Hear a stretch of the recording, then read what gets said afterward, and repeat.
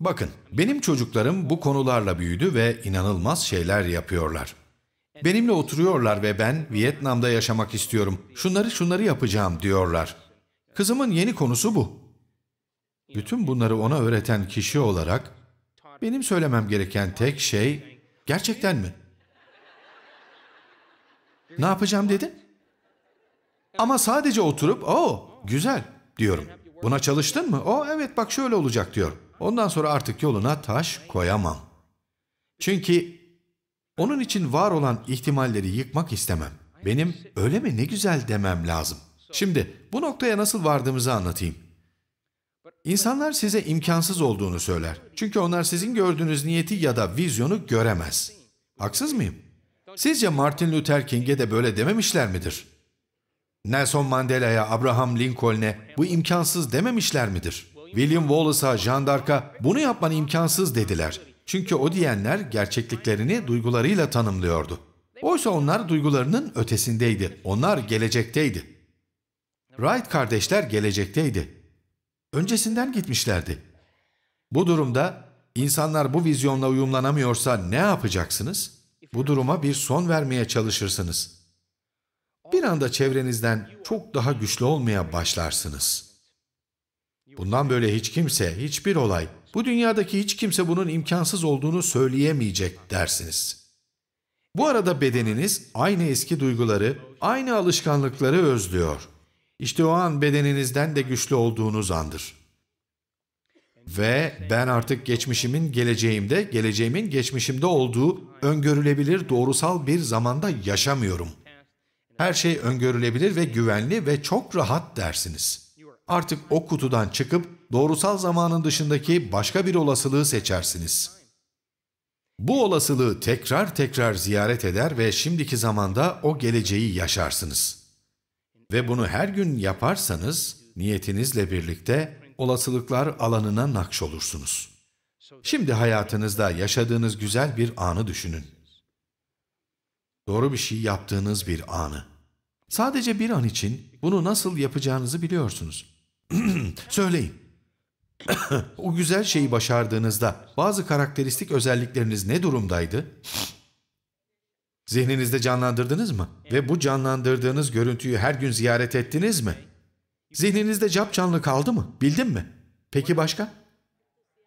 Tutkulu hissettiniz ve her gün bundan ilham aldınız. Demek ki niyetiniz sizin pusulanız olursa, yükselmiş duygunuz da rüzgarınız oluyor.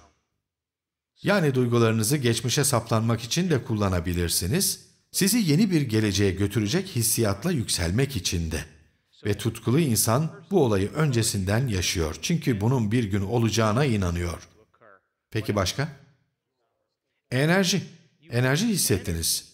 İşte o enerjiyi yaratan şey zihninizdeki canlanan görüntüydü. Ve vücudunuz da gelecekteki o olaya cevap verdi. Katılıyor musunuz? Yani siz bir düşünceyle canlandınız. Budur. Bir düşünceyle canlandınız. Peki başka?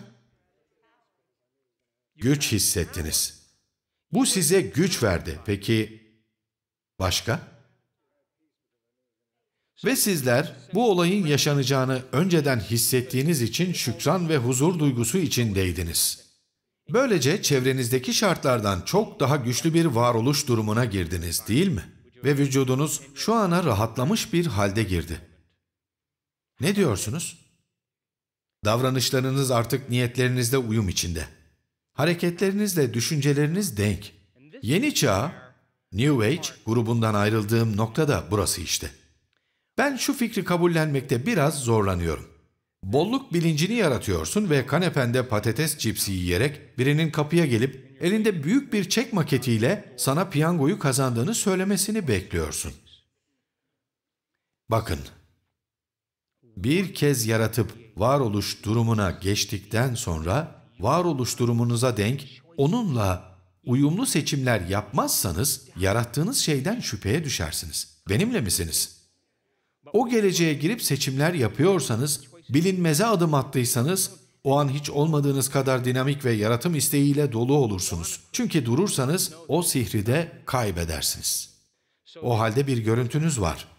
Her gün bu görüntüyü ziyaret ediyorsunuz. İlham ve enerji düzeyiniz artarak dinlenme halinizden çıkıyorsunuz. Şükran duygusu içindesiniz. Çünkü bunu bedeninizdeki enerjiyi değiştirecek kadar deneyimlediniz. Bu olayın çoktan olduğuna inanmaya başladınız. Çünkü şükretmek duygusal manada çoktan oldu demektir. Davranışlarınızla niyetleriniz hizalanıp uyumlandı. Ve her gün aynı şeyleri yapamayacağınıza da karar verdiniz. Değil mi? Peki şimdi sizden bir şey yapmaya karar verip de yapamadığınız bir anı hatırlamanızı istiyorum. O zaman ne olmuştu? Mesela bir vizyon, bir görüntü yok muydu? Hı? Zihninizdeki görüntü kayıp mı oldu? Peki neden onu kaybettiniz? Hayır ondan değil. Görüntüyü kaybettiniz çünkü insanlar çok daha önemliydi. Yolunuza bir sürü sorun çıktı. Meşguldünüz, işleriniz vardı, duygusal davrandınız. Değil mi? Hayat gaileniz vardı ve siz dikkatinizi her gün geleceğinize vermek yerine sorunlarınıza ve geçmişinize yönelttiniz. Kendinizi çevrenizde yaşananlara ve günlük duygulara kaptırırsanız bu duygular sizin görüşünüzü bulutlandırır, vizyonunuzu örter. Hareketleriniz niyetlerinizle örtüşmüyordu değil mi? Dinlenme halinden hiç çıkmadınız çünkü niyetinizin olacağına inanmıyordunuz. Bunun olacağına inanmadınız. Çünkü bu olasılığı seçmediniz ve bedeniniz bu yeni zihne cevap verene kadar onu yeterince ziyaret etmediniz. Olan kısaca şu, siz ortalama bir duruma demir attınız ve kendinizi geleceğiniz yerine geçmişinizle tanımlama haline konumladınız.